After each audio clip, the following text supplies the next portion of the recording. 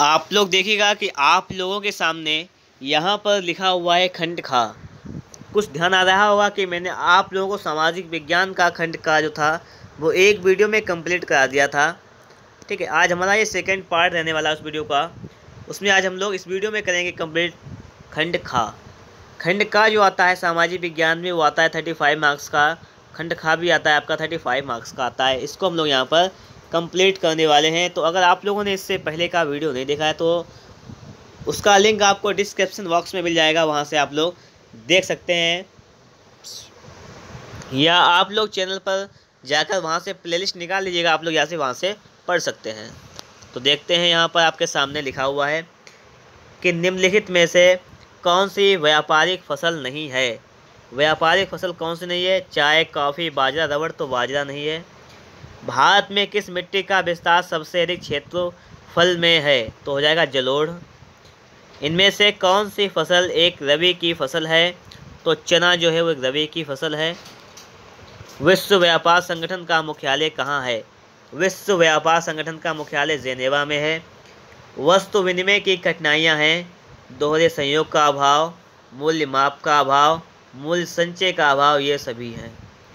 सतलज नदी पर कौन सा बांध बनाया गया है? भाखड़ा नागल बांध जो है वो सतलज नदी पर बनाया गया है। आपके सामने अब लिखे हुए यहाँ पर हैं अति लघुत्तरीय प्रश्न उत्तर। तो आपके सामने पहला प्रश्न यहाँ पर लिखा हुआ है, इसको देखिएगा कि संसाधन से क्या अभिप्राय है? संसाधन से क्या अभिप्राय है? तो देखिएगा उत्तर इसका है कि संसाधन उस समस्त साधनों को कहते हैं जो विकास करने के लिए आवश्यक होते हैं, जैसे पेट्रोलियम, धातुएं, अधातुएं इत्यादि। क्लियर। अगला है कि ऑपरेशन फ्लड क्या है? स्पष्ट कीजिए। तो ऑपरेशन फ्लड का संबंध दुग्ध उत्पादन को बढ़ाने के संबंध में है तथा भारत के प्रति व्यक्ति दूध का उत्पादन बढ़ाने से है। किसका? Operation flood. विदेशी निवेश किसे कहते हैं? आपको यहाँ पर ये बताना है कि विदेशी निवेश जो होता है वो क्या होता है। जब कोई विदेशी कंपनी लाभ कमाने के उद्देश्य से हमारे देश में या किसी अन्य देश में पूंजी लगाती है तो इसे विदेशी निवेश कहते हैं। जब कोई विदेशी कंपनी लाभ कमाने के उद्देश्य से हमारे देश में या किसी अन्य देश में पूंजी लगाती है तो उसे विदेशी निवेश कहते हैं। लघुत्तरीय प्रश्न थे, आपको पता था कि इसमें दो प्रश्न आते हैं, एक के अंदर अथवा में होता है कि आप चाहे पहला कीजिए चाहे आप दूसरा कीजिएगा। लिखा हुआ है कि पूंजी किसे कहते हैं तथा पूंजी कौन लगाता है? पूंजी का अर्थव्यवस्था के विकास में क्या महत्व है? जब कोई व्यक्ति लाभ कमाने के उद्देश्य से किसी व्यापार में धन लगाता है तो उसी धन को पूंजी कहते हैं। जब कोई व्यक्ति लाभ कमाने के उद्देश्य से किसी व्यापार में धन लगाता है उस धन को पूंजी कहते हैं। व्यापार में लगा धन डूब भी सकता है या धन के हानि का जोखिम रहता है। जो यह जोखिम लेकर धन लगाता है उसे साहसी कहते हैं। जब तक किसी भी अर्थव्यवस्था में पूंजी नहीं लगेगी या पूंजी का निवेश नहीं होगा वह विकास नहीं कर सकती। क्लियर है। अगला देखिएगा अथवा में है, असंगठित क्षेत्र से आप क्या समझते हैं? उदाहरण सहित व्याख्या कीजिए। असंगठित क्षेत्र क्या होते हैं?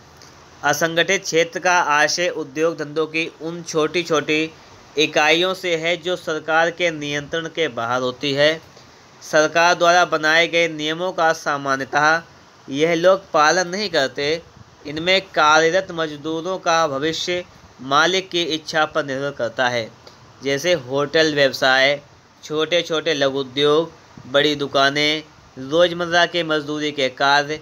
यह असंगठित क्षेत्र देश के अनपढ़ अप्रशिक्षित आबादी को रोजगार प्रदान करने का सबसे बड़ा क्षेत्र है। समझ गए आप लोग यहाँ पर। अगला देखिए आपके सामने है, इसको देखिएगा कि भारत के खरीफ की फसलों का वर्णन करते हुए चावल के लिए आवश्यक भौगोलिक परिस्थितियों का वर्णन कीजिए। अच्छा क्वेश्चन है। खरीफ की फसलें मानसून आने पर जून और जुलाई में बोई जाती हैं। कब? खरीफ की फसलें कब बोई जाती हैं? क्वेश्चन यहाँ से पूछा जा सकता है। तो जून और जुलाई में तथा सितंबर अक्टूबर में काटी जाती हैं। चावल, मक्का, ज्वार, बाजरा, तूर मतलब अरहर, मूंग, उड़द, कपास, जूट, मूंगफली, सोयाबीन आदि प्रमुख खरीफ की फसलें हैं। ये भी क्लियर बात है। अब चावल के लिए आवश्यक भौगोलिक परिस्थितियाँ बताना है। चावल भारत की एक मुख्य खाद्य फसल है जो जून जुलाई के समय बोया जाता है। चावल के पौधों को नर्सरी की तरह भी लगाया जाता है। चावल के लिए उच्च तापमान, अधिक पानी, लगभग 100 सेंटीमीटर से अधिक वर्षा वाले क्षेत्र तथा चिकनी और दोमट मिट्टी अनुकूल होती है। ये भी बात क्लियर हो गई होगी। अब आपके सामने लिखा हुआ है दीर्घ उत्तर प्रश्न जो कि 6 नंबर का आता है। क्वेश्चन आपके सामने है, इसको पढ़ते हैं हम लोग।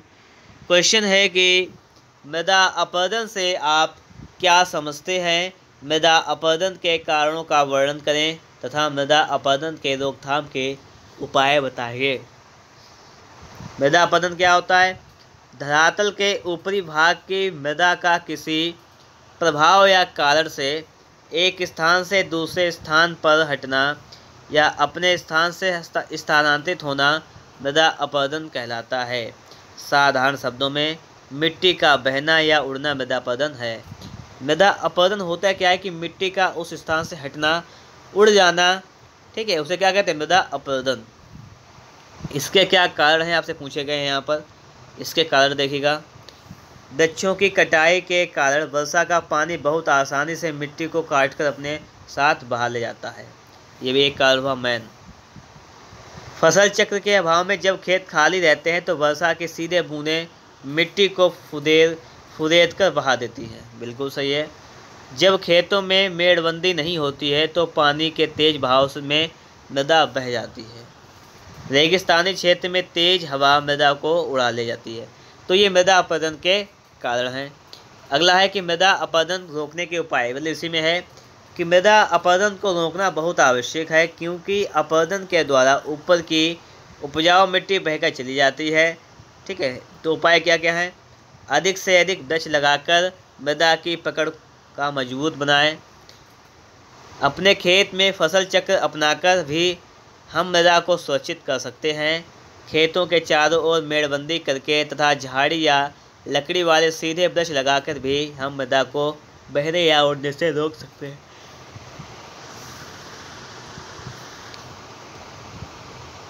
अथवा मैं आपके सामने यहाँ पर लिखा हुआ है, इसको देखिएगा कि मानव विकास सूचकांक क्या है। मानव विकास नापने वाले मूलभूत अवयवों का वर्णन कीजिए। तो देखिएगा आपके सामने यहाँ पर ये लिखा हुआ है मानव विकास सूचकांक। मानव विकास सूचकांक एक ऐसा मापदंड है जिसके द्वारा विश्व के विभिन्न देशों का सामाजिक आर्थिक क्षेत्रों में उपलब्धि के आधार पर स्थान निर्धारित किया जाता है।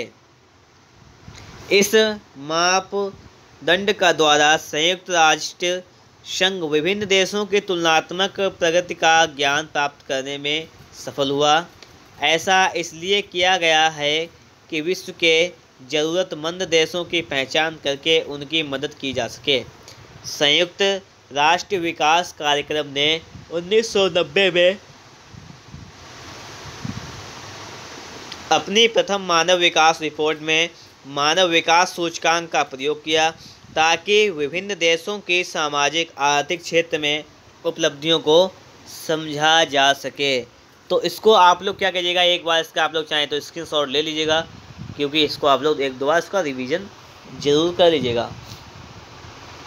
अब हम लोग देखते हैं तो उसके सामने आपके सामने अगला लिखा हुआ है इसी में कि मानव विकास सूचकांक में उपयोग किए जाने वाले अवयव, जो आपके सामने लिखे हुए अवयव हैं। आयु, शिक्षा, जीवन स्तर। आयु में देखेंगे मानव विकास सूचकांक के अंतर्गत संबंधित देश में व्यक्ति की औसत आयु के साथ साथ अच्छा स्वास्थ्य भी देखा जाता है। दीर्घायु वाले देशों को विकसित श्रेणी में रखा जाता है।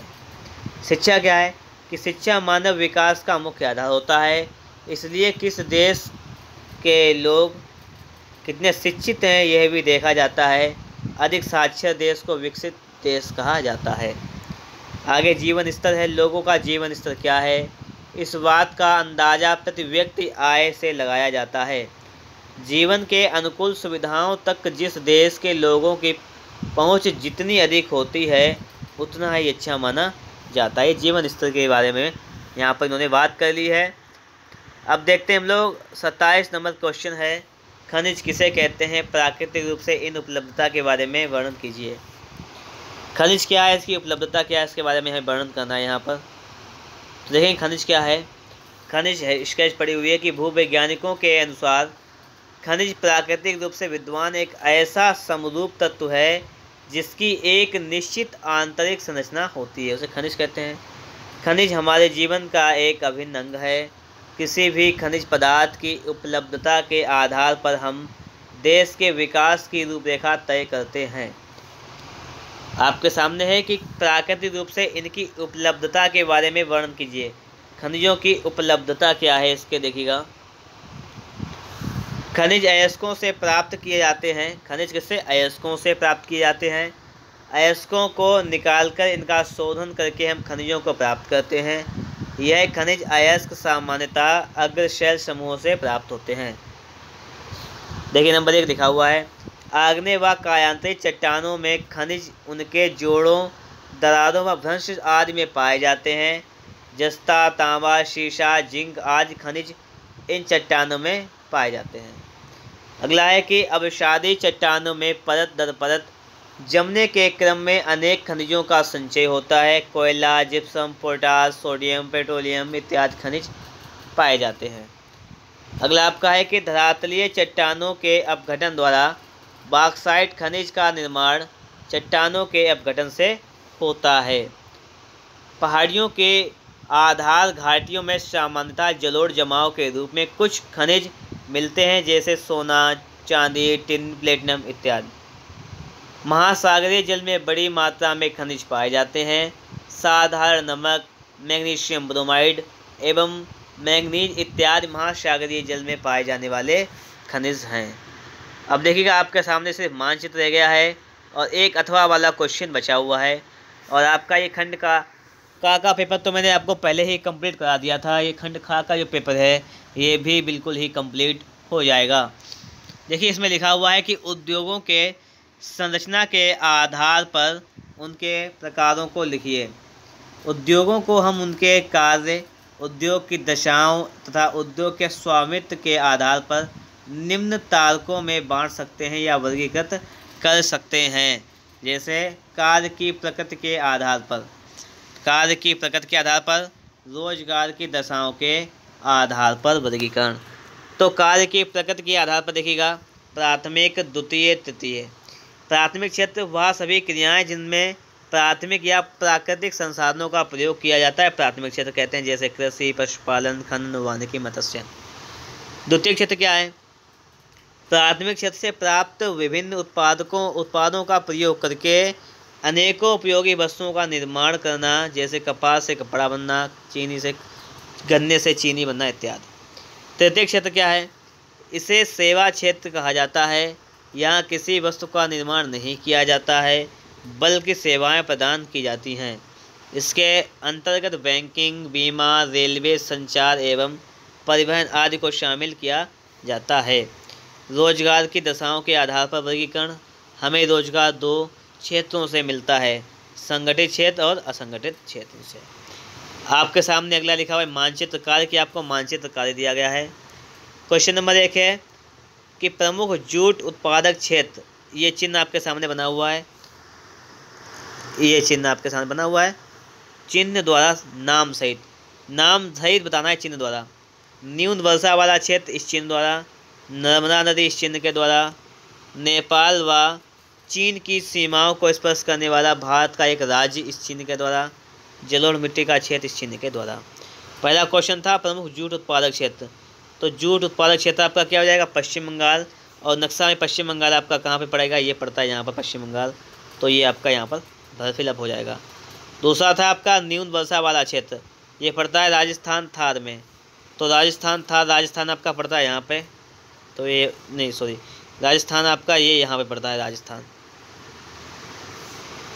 ये आपका हो जाएगा। ठीक है, नक्शे में फिलअप करना है। अरब सागर में तीसरा क्या पॉइंट आपका है, नर्मदा नदी चिन्ह द्वारा बताना है। तो देखिए नर्मदा नदी है, यहाँ पड़ती है नर्मदा, इसको याद कर लीजिएगा आप लोग। अगला है नेपाल व चीन की सीमाओं को स्पर्श करने वाला भारत का राज्य। नेपाल और चीन की सीमाओं को स्पर्श करने वाला भारत का राज्य, ये राज्य कौन सा, सिक्किम है आपका, ठीक है, ये वाला। और अगला है आपका जलोढ़ मिट्टी का एक क्षेत्र।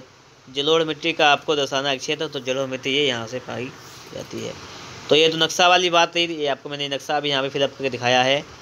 आगे लिखा हुआ है कि दृष्टिबाधित, ये आपको नहीं करना है, क्योंकि जो बच्चे दृष्टि से बाधित होते हैं, मतलब जो बच्चे जिनको स्पष्ट दिखाई नहीं देता है, उनको दिखाई ही नहीं देता है, तो उनके लिए होता है। लेकिन आपको स्पष्ट देख सकते अगर हैं तो आपको ये नहीं करना है, सिर्फ आपको इन्हीं का जवाब देना है और आपको एक मानचित्र फिलअप करना है, इतना काम करना है। तो अगर आप लोगों को वीडियो अच्छा लगा है तो फटाफट से एक बार वीडियो को लाइक जरूर कर दीजिएगा। मिलेंगे आपको एक नेक्स्ट वीडियो में।